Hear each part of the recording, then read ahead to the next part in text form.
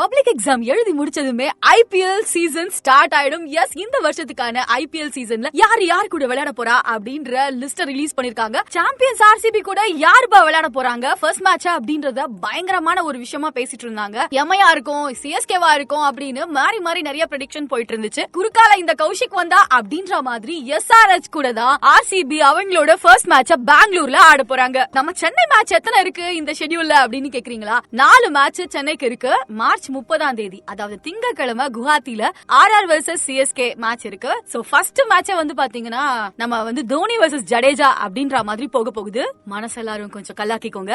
அடுத்த match April 3ஆம் தேதி பஞ்சாப் vs சிஎஸ்கே. சோ இந்த மேட்ச் எங்க நடக்குது அப்படின்னு பாத்தீங்கன்னா எஸ் சென்னையில தான் நடக்குது.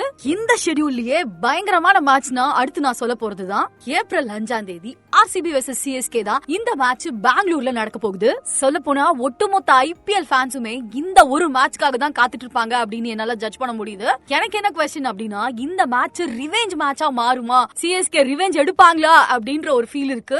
சிஎஸ்கேக்கு ஆர்சிபில ஒரு போட்டியா அப்படின்னு சில பேர் சொன்னாலும் ஹிஸ்டரி என்ன சொல்லுதுன்னா லாஸ்டா நடந்த 3 மேட்சஸ்ல சிஎஸ்கே கூட ஆர்சிபி விளையாண்டாங்க. அந்த 3 மேட்ச்லயும் ஆர்சிபி தான் வின் பண்ணாங்க.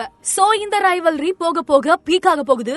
அடுத்த 4வது மேட்ச் சிஎஸ்கேக்கு எங்கன்னு பாத்தீங்கன்னா சென்னையில சிஎஸ்கே vs டெல்லி. சோ இந்த மேட்ச்க்குமே எக்ஸ்பெக்டேஷன் கண்டிப்பா இருக்கும். என்ன இவ்வளவுதான் ஷெட்யூலே அப்படின்னு கேட்டீங்கன்னா எஸ், இப்போதைக்கு இவ்வளவுதான் ஷெட்யூல். ஏன்னா சட்டமன்ற எலெக்ஷன் வரப்போற காரணத்தினாலதான் இப்ப வரைக்கும் அடுத்தடுத்த டேட்ஸா ரிவீல் பண்ணாம இருக்காங்க. ஒன்ஸ் எலெக்ஷன் டேட் அனௌன்ஸ் பண்ணதுக்கு அப்புறமா யார் கூட யார் விளையாட போறா அப்படின்ற மிச்சர்க்க லிஸ்ட் எல்லாத்தையுமே பிசிசிஐல இருந்து சீக்கிரமா ரிலீஸ் பண்ணிடுவாங்க. யாரெல்லாம் ஐபிஎல்காக வெயிட்டிங்ல இருந்தீங்க, ஏன் ஸ்ட்ரெஸ் எல்லாத்தையும் போக்குறதுக்காகவே ஐபிஎல் வருதுப்பா அப்படின்னு சொல்றவங்க எல்லாம் மறக்காம கமெண்ட்ல சொல்லுங்க.